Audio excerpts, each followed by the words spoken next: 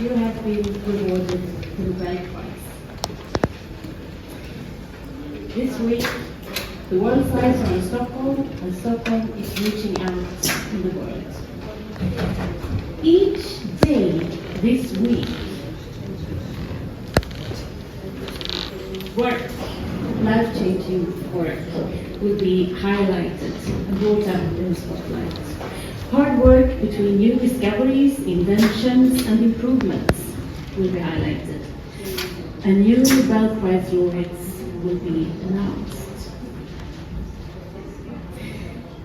Today, very soon, someone will pick up the phone and get the message from a stranger with a Swedish accent telling that she or he has been rewarded the Nobel Prize in Physiology or Medicine. And thereby, the first Nobel Prize laureate in 2025 will be announced.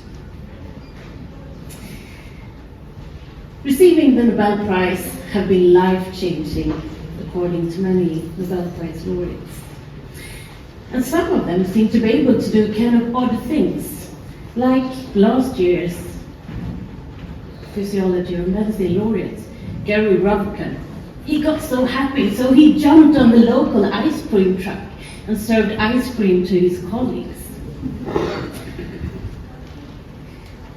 I welcome you all to a fantastic week of celebration. We're celebrating curiosity and knowledge that have led to improvements to the greatest benefit of humankind. And it's really fantastic to see so many people in the museum today, even though it makes me a little bit nervous. But here in the front rows we have students from Sigtuna Humanistiska läroverk. You are third graders, and you have specified into natural science during your 3 years. A really good choice. A former laureate, Barbara McClintock. She was not only a hardworking student, as I've heard that you have been. I've heard it from my colleague in the lunchroom just recently. She was also a banjo player. And when she was a student at Cornell University, she was like the genetic genius at daytime, and during the evenings and nights, she played the banjo at local clubs. And this morning you met my colleague, Paulina Zara, and we kind of marinated in the Nobel Prize. And I hope that you have learned a lot and that it has tickled your curiosity. And now I would like to welcome up on stage Anders Simon. Welcome. You're a professor in cell biology and cell and molecular biology. Exactly, I know that. We just met and you just told me that. And you're at the Karolinska Institute, and you're also part of the Nobel Assembly. That is correct, yes. What did you do this morning? So this morning was a very important morning. So this morning we had the votes. So who would receive the Nobel Prize in Physiology or Medicine?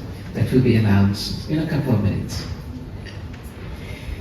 And you look pretty calm, but how does it feel on the inside? I mean, you know something that we all want to know, not only us in this room.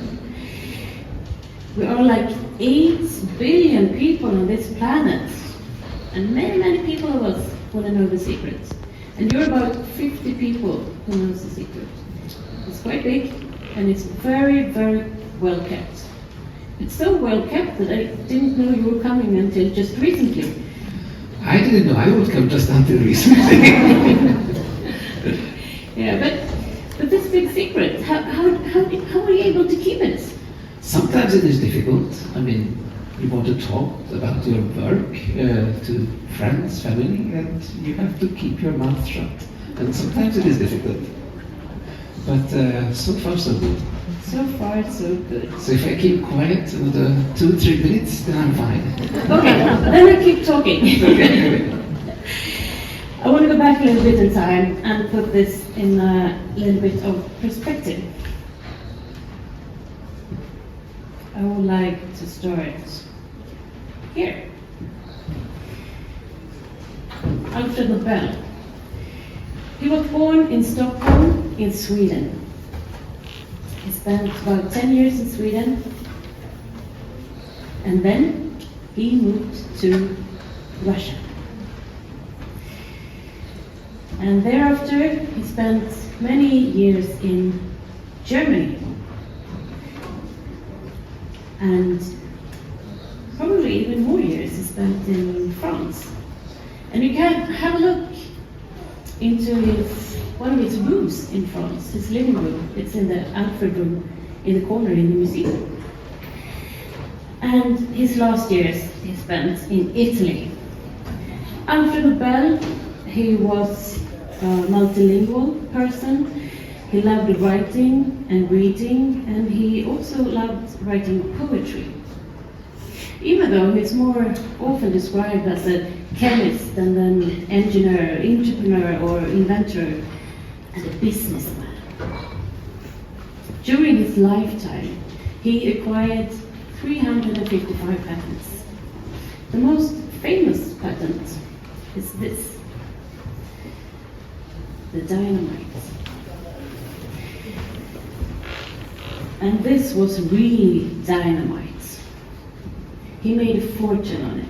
And when he died in his home in Italy, the world was quickly spread around the world.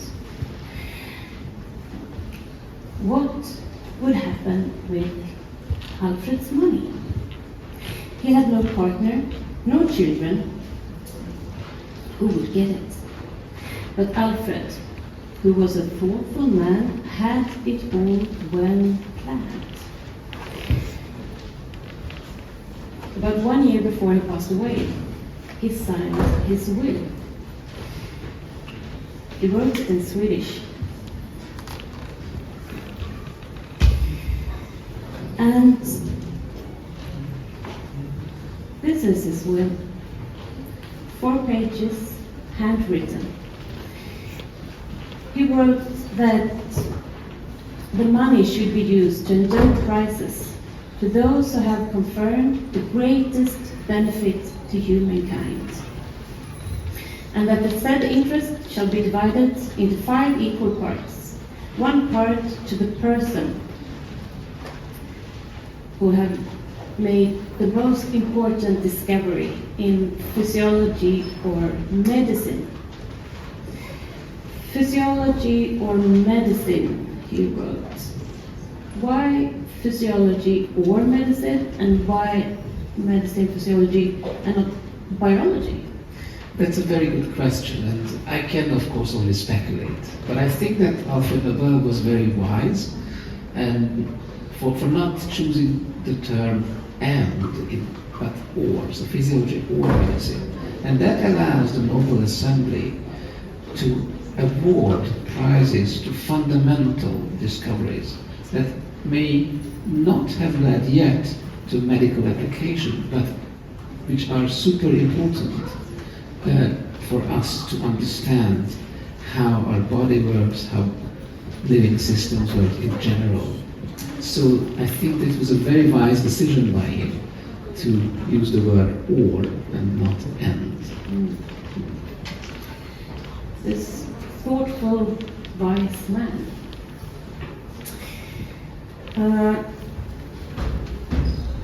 The first Nobel Prize was announced, and the first person was rewarded in 1901.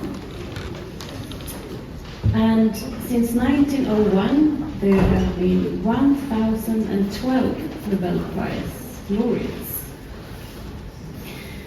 And 627 Nobel Prizes have been awarded since then.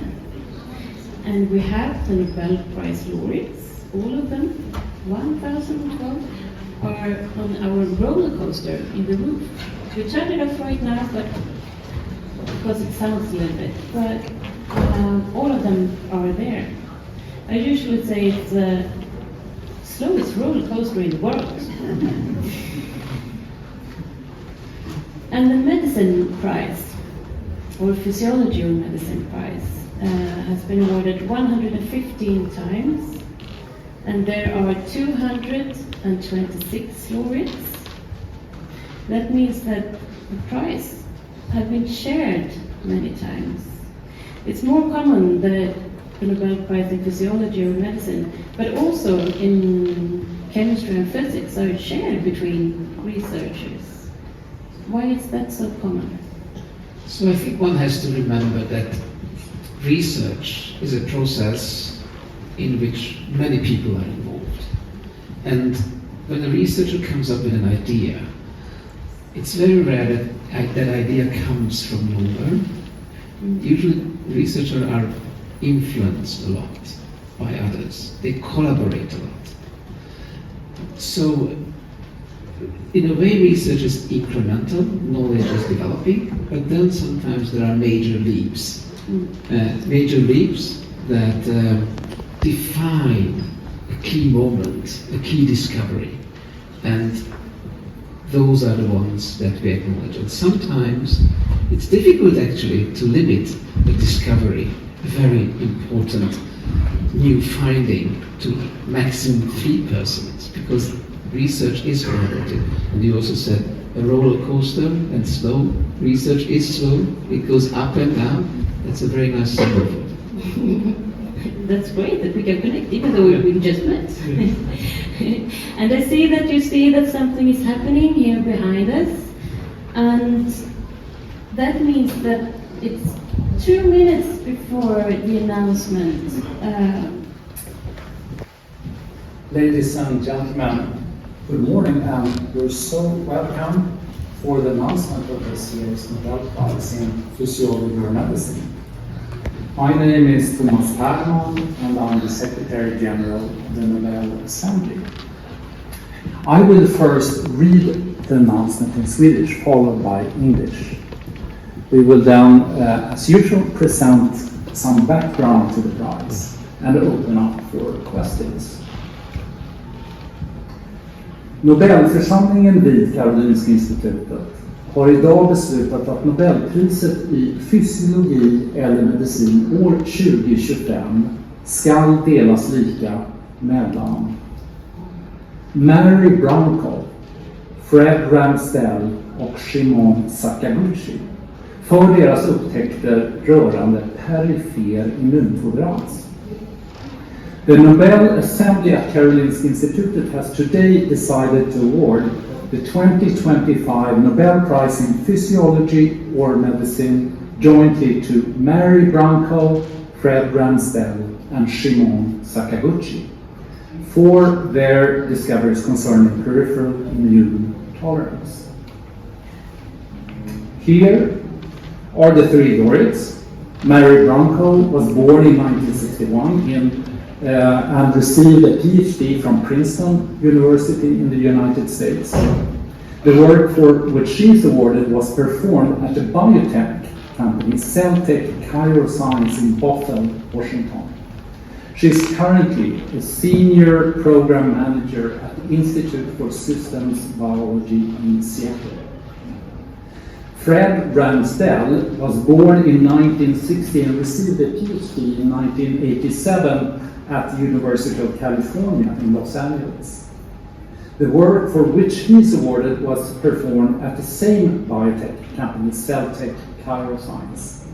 He is currently a scientific advisor at the company he himself founded, Sonoma Biotherapeutics in San Francisco and in Seattle.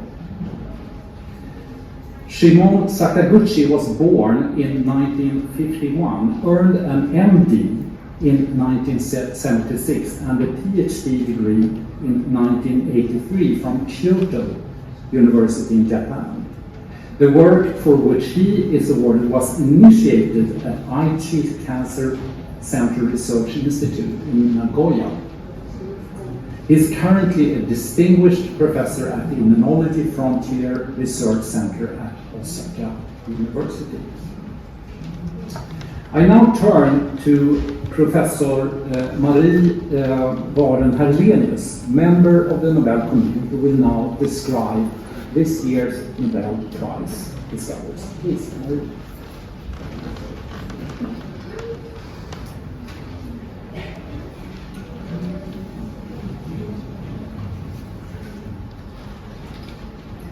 This year's Nobel Prize in Physiology or Medicine relates to how we keep our immune system under control so we can fight all imaginable microbes and still avoid autoimmune disease. Let me explain. We are constantly exposed to a myriad microbes, and our immune system has developed to protect us from them. To detect all different varieties of microbes, existing ones and ones that may come, specialized cells in our immune system, the T cells, have receptors. We can form billions and billions of these receptors, all with different shapes that bind to different proteins. The T cells help us fight infection, and without them we cannot live long. Among all this diversity, some T cell receptors will unavoidably recognize proteins and structures in our own bodies, so-called self-reactivity. These self-reactive T cells may become harmful and cause autoimmune diseases such as type 1 diabetes, multiple sclerosis, and rheumatoid arthritis. So how does our body solve this problem? From early life, our T cells are generated in the bone marrow and then travel to the thymus, where they go through a test. In this test, harmful self-reactive T cells are eliminated in a process called central tolerance. For a long time, this was believed to be the only way self-tolerance is obtained. However, some self-reactive cells escape out into our circulation and are potentially dangerous. This year's Nobel Prize in Physiology or Medicine concerns the discovery of how those potentially harmful T cells are kept in check. The discovery started with Shimon Sakaguchi's interest in the phenomenon that removing the thymus from mice 3 days after birth led to an overreactive immune system which caused autoimmune diseases. However, if T cells from healthy mice were injected, the development of autoimmune disease was prevented. Sakaguchi realized that among these injected cells, there must be some cells that protect against the overreactive immune system and autoimmune diseases. He started a long search for these cells. Years later, he discovered that if the T cells to be transferred were depleted of cells with the self-surface protein CD25, this pool of cells would no longer protect against autoimmune diseases. But if the T cells with CD25 were also injected, the mice were protected. Sakaguchi called these CD25 positive cells regulatory T cells. Many researchers were, however, skeptical about the existence of regulatory T cells. The critical missing piece would come from Mary Brunko and Fred Ramsdell. They studied a mouse strain called scurfy because of its scaly skin. The scaly skin was part of the severe autoimmune disease the mice developed. Brunko and Ramsdell wanted to find a mutation causing the disease. Other researchers had shown that the scurfy mutation was somewhere in the middle of the X chromosome. Today it's possible to map the mouse genome, the whole genome, in a few days, but at the time it was an incredible challenge and like looking for a needle in a haystack. Branko Ramsdell still took on the enormous work of mapping the middle part of the X chromosome in detail, and eventually established that the section of interest contained 20 potential genes. They then examined gene after gene. It was only with the 20th and last examined genes that they found the mutation. The 40th gene was previously unknown, but had many similarities with a group of genes called forkhead box or FOX genes, and they named the new gene FOXP3. Branko and Ramsdell suspected that the rare autoimmune disease, IPEX, which is also linked to the X chromosome, could be the human variant of the scurvy mouse disease. To understand if that was the case, they analyzed samples from children with IPEX and found mutations in the FOXP3 gene. These findings connected the FOXP3 gene also to human autoimmune disease. These two key discoveries, Sakaguchi's identification of cells that regulate immune responses, and Branko's and Ramsdell's identification of the FOXP3 gene as important for keeping the immune system in control, indicated that the FOXP3 gene could be important for regulatory T cells. Shimon Sakaguchi was first to show that FOXP3 is actually essential for the development of the regulatory T cells, so-called Tregs, and therefore critical in peripheral immune tolerance. This was soon followed by reports from other scientists and unleashed a whole new field in immunology. Subsequent studies show that when autoreactive T cells get activated, the regulatory T cells act to control them, both through cell-cell contacts and by soluble molecules. In this way, immune tolerance can be maintained without deleting too many T cells, which could be needed for our protection against current or future microbes. The discoveries have spurred development of several potential new treatments. Clinical trials are ongoing to increase the number of regulatory T cells for suppressing unwanted immune reactions in autoimmune disease or following organ transplantation. This is done either by injecting growth factors that stimulate regulatory T cells, or by multiplying regulatory T cells in laboratories, which can then be given to patients. The opposite approach is used in trials with cancer.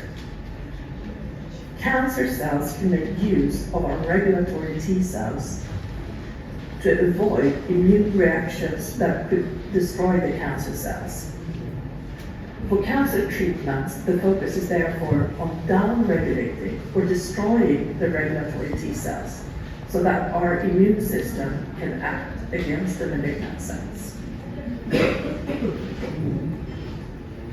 To summarize, Mary Branko, Fred Ramsdell, and Shimon Sakaguchi have provided fundamental knowledge of how the immune system is regulated and are therefore awarded this year's Nobel Prize in Physiology or Medicine for their discoveries concerning peripheral immune tolerance.